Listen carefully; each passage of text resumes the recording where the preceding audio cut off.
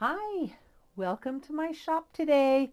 Can you see those brightly colored Easter eggs behind me? They are so stinking cute. I'm really enjoying this project and I'm going to tell you how to make them today. This is what you're going to need. I'm making a table runner, by the way, and I bought 1.75 yards of fabric. I'm going to do the same fabric on the back, so I thought just fold it in half. And I'm doing these 4 colors. By the way, this is for Hazel's mom, so she picked out the colors. You can do whatever color you want. But the first thing you're going to need is your fabric backing for the table runner. Mine is 1.75 yards. Of course, when you go to put that together, you're going to want to put batting in it. And I will use my 80/20 batting. It's nice and flat. It's perfect for a table runner. You don't want table runners to be poofy. You want them flat. That might be from experience. Then you're going to want to pick a couple of 2.5-inch strips from 4 different colors. I chose purple, aqua, pink, and yellow because that's what Hazel's mom wanted. First, go through your scraps. I went through my 2.5-inch bin first, and I pulled a lot of pinks and aquas and actually a couple of purples from that bin. Then I went to my fat quarters and I cut a strip off of the 22-inch, the 22-inch width, and I cut that into 2.5-inch squares. So I cut 2.5 inches off and I cut that in 2.5-inch squares, and I pieced it 8 across and 8 down. Okay, so you just lay them out. You want to make it pleasing to your eye, and then you need to cut a big egg out of it, right? Well, truthfully, guys, I'm not sure I would do mine this big again, but I'm already committed, so I'm not going to make it smaller because I'm not going to put the pattern up. It's so easy.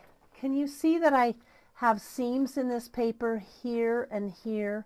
I taped 4 pieces of paper together, folded it in half, made it a little fatter here, a little pointier here. I just cut out, and that was my egg shape. And the dimensions I have, this is 13.25 inches wide and about 16.5 inches long. You may not want to make it that long, but there's some options here. So what I'm going to do is applique this on, but let's talk options because I'm talking size. I've seen table runners where they're actually like just the Easter eggs connected to one another like this. That's kind of cute. You could get away with connecting the Easter eggs and then just laying the Easter eggs down. That might be really cute.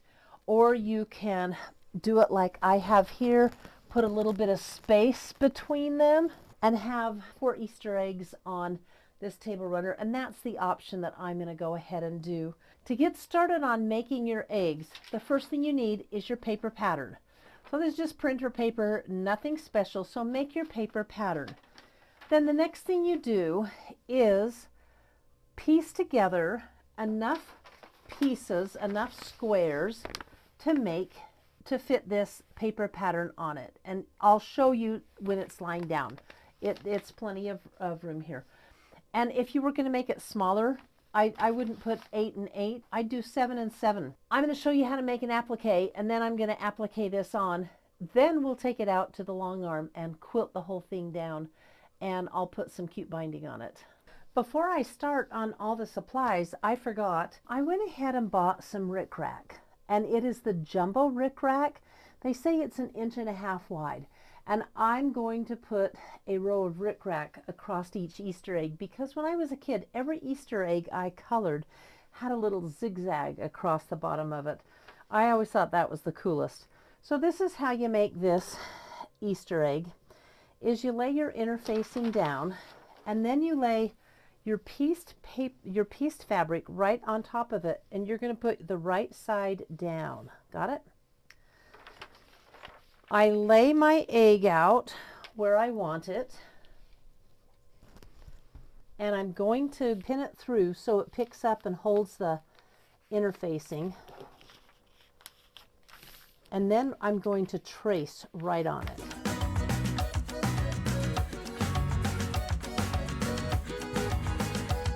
The next step is to take it to the machine and sew it.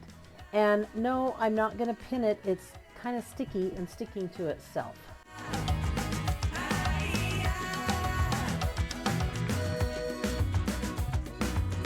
So the entire egg is sewn around, trimmed and clipped, and then I'm going to separate the interfacing with the fabric, making sure that I get the interfacing good and separate.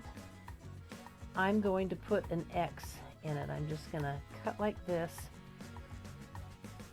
lie it flat, and then I'm going to put my scissors in, cutting only the interfacing, and I'm going to make a hole to turn it.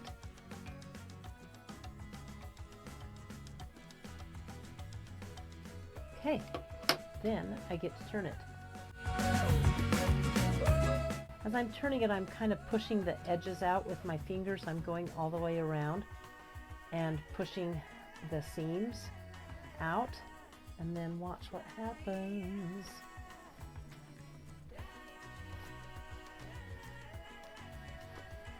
Look at that.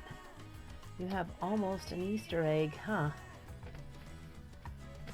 Now, when you turn and when you're using interfacing, I'm going to use my purple thing next.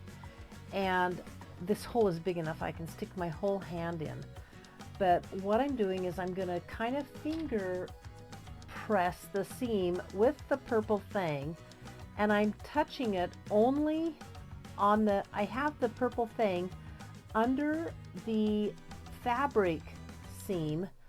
So I'm pushing on the fabric. I am not pushing on the interfacing. The interfacing isn't sturdy enough. It could tear.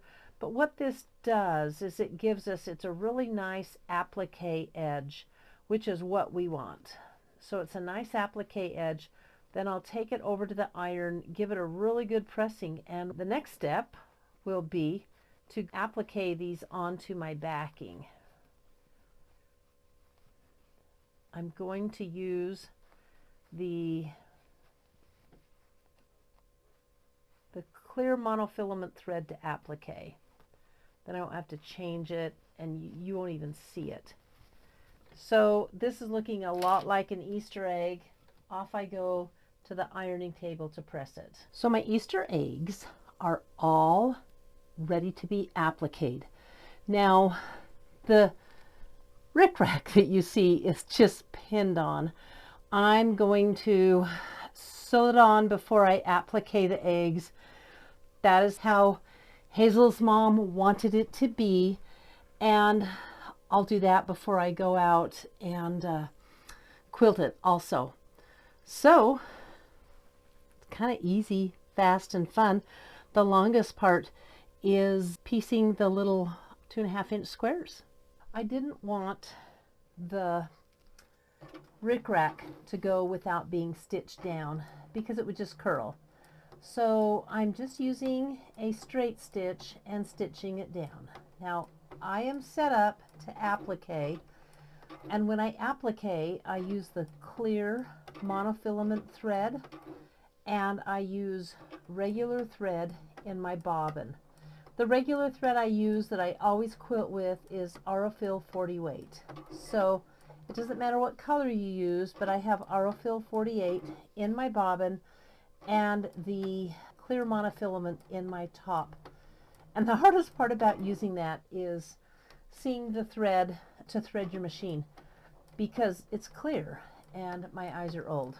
So I always use my self threader on my machine, and it just went in on the first time. It was slick and easy. I was happy with that. This is just a little bit of a slow process, but it's a worthwhile one. When it's all done, it'll have a great look.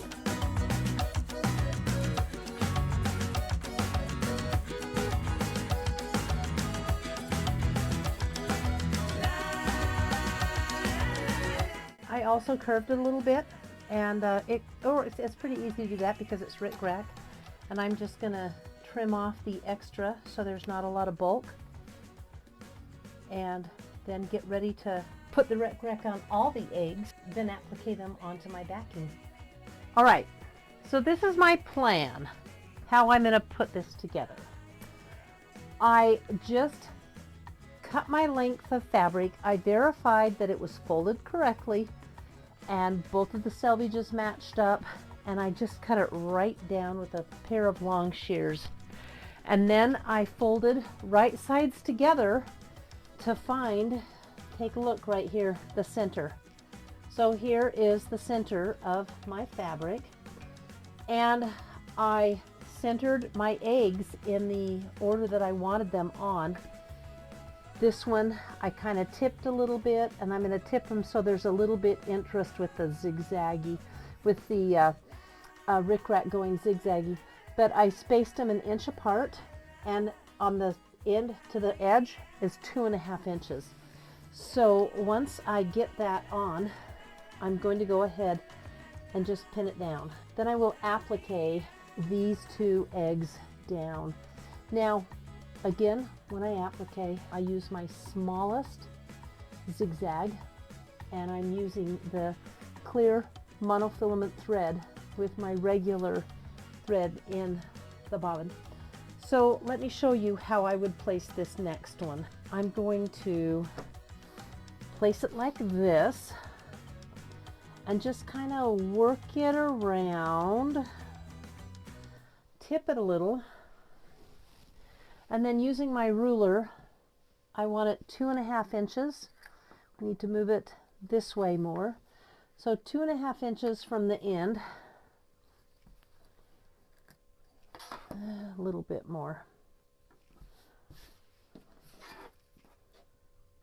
There's 2.5 inches, and there's 2.5 inches. And then I want it 1 inch from this one. Want the pink and the yellow eggs 1 inch apart. So I'm going to gently pull this down. There. Now it is 1 inch apart. Real science, and I don't have a pattern, but this is super simple. Anybody can do it if you just jimmy rig it like I'm doing it. But anyway, no, seriously, anybody can do this. It's going to be really cute when it's all done. When it's all appliqued, then I will quilt the entire thing with the other piece on the back. Okay, off to my sewing machine. Well, I've just been a busy little sewer, and I have the pink and the blue and the purple all appliqued on, and I'm going to show you how I do that. Now tell me, can you see my applique stitches? You have to look pretty hard, huh? The best part about working with clear monofilament is you can't see it. The worst part about working with clear monofilament is you can't see it. There's actually a thread there, I can feel it, and I have my, let's see, I think I'm going to start with all this bulk side first. Get it out of the way. So on my foot, there's a little arrow right here where the center is, and I'm going to drop my presser foot right on it. Pull this thread that I can't see. It kind of reminds me of the Emperor's New Clothes, right? Wonder if nowadays that's what they could sew him some clothes with, huh?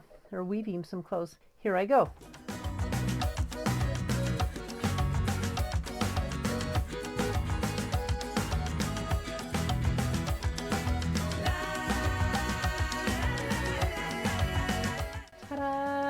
I think it's so cute.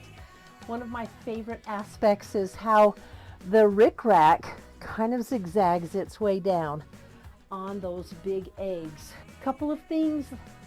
Next week I'm doing a quilt as you go table topper for Easter. It is so stinking adorable. You're gonna love it. And on April 8th I am doing my Q&A video. So how you get your question in is go to the comments below, submit your question, but before you do, so I know you want it answered in the Q&A, please put a question mark first, then your question, and I will use your name or your handle and get that answered for you. Now I want to show you one last thing that is just killing me. It's so stinking cute. I got this quilted today. Isn't that an adorable pattern? It's called Precious, and it's pink cuddle. And guess what it's on the back of? Oh, you're gonna love it. Ta-da!